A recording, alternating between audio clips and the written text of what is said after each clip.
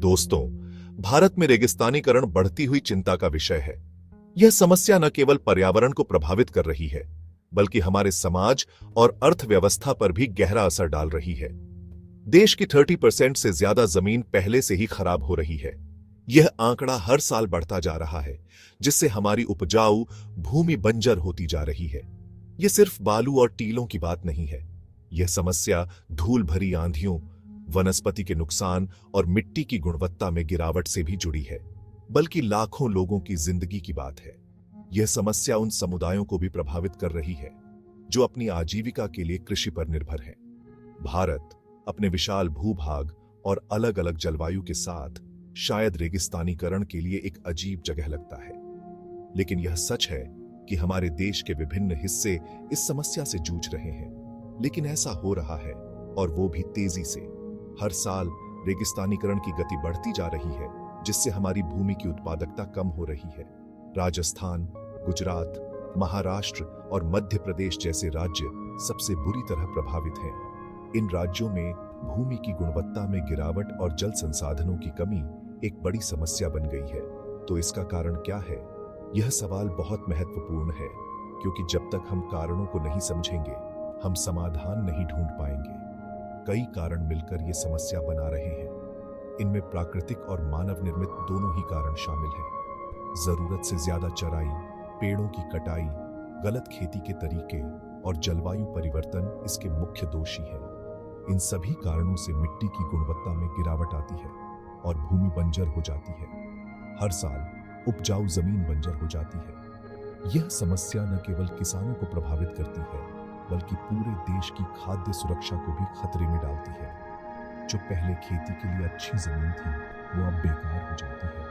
इससे कृषि उत्पादन में कमी आती है और खाद्य पदार्थों की कीमतें बढ़ जाती हैं। इसका असर खाने की सुरक्षा खतरे में है। अगर यह समस्या इसी तरह बढ़ती रही, तो आने वाले समय में हमें खाद्य संकट का सामना करना पड़ सकता है। किसान अपनी आजीविका खो देते हैं। जब उनकी भूमि उपजाऊ नहीं रहती, तो उन्हें अपनी आजीविका के लिए अन्य विकल्प ढूंढने पड़ते हैं। गांव के लोगों को दूसरी जगह जाना पड़ता है। ये प्रवास न केवल उनके जीवन को प्रभावित करता है, बल्कि शहरी क्षेत्रों पर भी दबाव बनाता है और जैव विविधता को नुकसान होता है।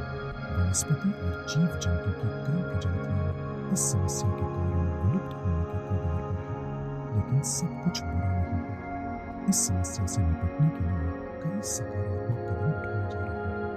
नए नए समाधान सामने आ रहे हैं। वैज्ञानिक और शोधकर्ता इस समस्या के समाधान के लिए नए तरीके खोज रहे हैं। सरकार और एनजीओ कदम उठा रहे हैं। वे विभिन्न परियोजनाओं और कार्यक्रमों के माध्यम से इस समस्या से निपटने की कोशिश कर रहे हैं। अरावली की ग्रेट ग्रीन वॉल जैसी परियोजनाओं का लक्ष्य खराब हुई जमीन पर फिर से जंगल लगाना है। यह परियोजना न केवल भूमि की गुणवत्ता में सुधार करेगी, बल्कि जलवायु परिवर्तन के प्रभाव को भी कम करेगी। टिकाऊ खेती के तरीकों को बढ़ावा दिया जा रहा है। इससे न केवल भूमि की उत्पादकता बढ़ेगी, बल्कि किसानों की आजीविका भी सुरक्षित रहेगी। पानी बचाने के तरीके अपनाए जा रहे हैं। जल संरक्षण के माध्यम से हम इस समस्या को काफी हद तक कम कर सकते हैं।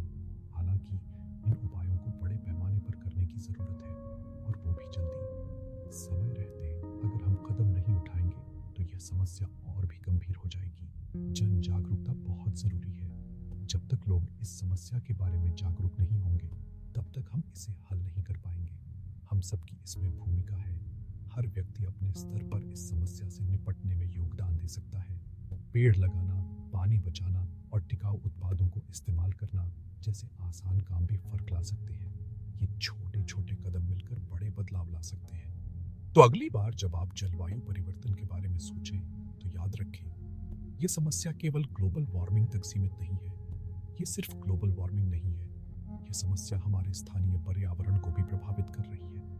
ये लोकल है, ये यही है, और ये अभी है। हमें इसे गंभीरता से लेना होगा। रेगिस्तानीकरण शायद एक दूर की समस्या लगे, लेकिन ये हमारे जीवन का हिस्सा बन चुकी है। लेकिन ये आपके घर के जितना ही करीब है। ये समस्या हमारे आसपास ही है, और हमें इसे हल करने के लिए तत्पर रहना चाहिए। इससे पहले कि बहुत देर हो जाए, कुछ करें। देखने के लिए शुक्रिया।